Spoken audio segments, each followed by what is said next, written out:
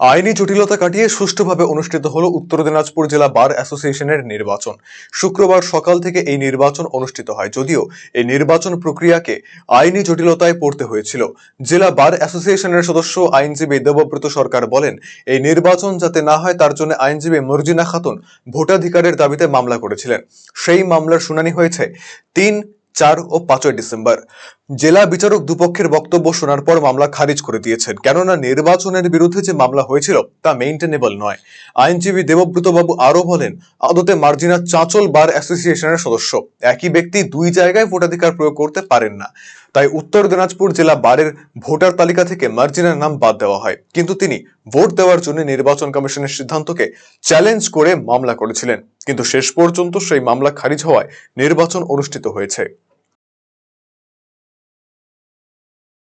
Actually আমাদের এখানে আজকে যে ভোট হচ্ছে উত্তর দিনাজপুর ডিস্ট্রিক্ট বার অ্যাসোসিয়েশনে, সেই ভোটটা যাতে না হয় তার জন্যে মর্জিনা খাতুন, তিনিও লয়ার, তিনি তার ভোটাধিকারের দাবিতে একটা মামলা করেছিলেন এবং সেই মামলাটা নিশ্চিত একটা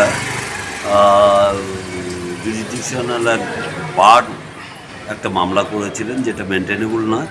সেই মামলাটা কালকে ৩ তারিখে, ৪ তারিখে এবং ৫ তারিখে ৩ দিন হিয়ারিং হয়েছে এবং লন্ডন ডিস্ট্রিক্ট জাজ উত্তর দিনাজপুর উনি দোতরফা শুনানি অন্তে রায় দিয়েছেন এবং ইনজাংশনটা ভ্যাকেট করে দিয়েছেন এবং মামলাটাই ডিসমিস করে দিয়েছেন। মামলাটা করেছিল যে তাকে ভোট দেওয়ার অধিকারটা কেন দেওয়া হচ্ছে না। হ্যাঁ, অ্যাকচুয়ালি উনি চাঁচলবাড়ের মেম্বার এবং চাঁচলবাড়ে নিয়মিত ভোটাধিকার প্রয়োগ করে থাকেন। একই ব্যক্তি দুই জায়গায় ভোটাধিকার প্রদান করতে পারেন না বলেই আমরা তাদেরকে বার রেজুলেশন নিয়ে তার নামটা বাদ দিয়েছিল ভোটার লিস্ট থেকে।